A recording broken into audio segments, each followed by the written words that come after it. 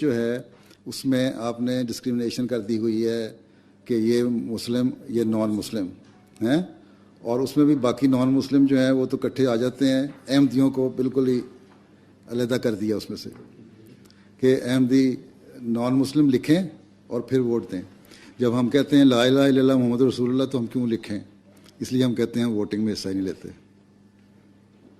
ٹھیک، جب ہم کلمہ پڑھتے ہیں تو اس کے بعد ہم کیوں ڈکلیئر کریں اپنے آپ کو کہ ہم غیر مسلم ہیں؟ اس لیے for the purpose of law and constitution, وہاں الفاظ ہیں آپ کے لا کا 74 کے لا کا کہ Ahmadis are declared non Muslim not Muslims, non Muslim not Muslims. لیکن جو مینیفیسٹو ہے پاکستان تحریک انصاف جب آپ کی تحریک انصاف بنی ہے اس وقت میں پاکستان میں تھا، اور آپ نے پوچھا یہ تو میں بتا دیتا ہوں ساروں کے سامنے ہی، اور میں وہاں جماعت احمدیہ پاکستان کا ہیڈ تھا، ناظر اعلیٰ تھا۔ اس وقت عمران خان صاحب نے ایک صاحب کو بھیجا میرے پاس کہ ہم نئی پارٹی بن رہے ہیں، ہمیں آپ الیکشن میں ووٹ دیں۔ ہم نے کہا ٹھیک ہے، آپ بڑے انصاف پسند ہیں، اللہ تعالیٰ وہ کامیاب کرے، اور جہاں تک ووٹ کا سوال ہے ہمارے پاس تو ووٹ ہے۔ میں نے کہا نہیں، آپ دیں تو آئندہ پھر ہم اسمبلی میں جائیں گے تو پھر آپ کا حق ہوگا۔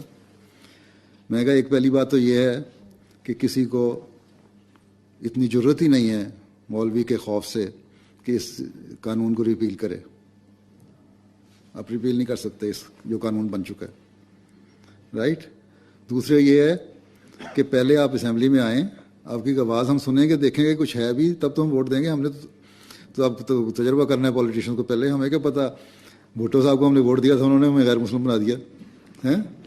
لیکن جو مینیفیسٹو ہے اس میں وہ مینیفیسٹو تو ان کا بھی یہی ہے، کس پارٹی کا مینیفیسٹو یہ ہے کہ جو کہ پاکستانی شہری کی حیثیت سے ڈسکریمنیشن ہونی چاہیے، کسی پارٹی کا ہے؟ لیکن وہ تو پاور میں ہو کے کر رہے ہیں۔ پھر آپ بھی پاور میں آئیں گے تو ہم انشاءاللہ آپ دیکھیں گے، جب آپ نے انصاف کیا تو ہم اگلا ووٹ آپ کو دے دیں گے۔ Thank you.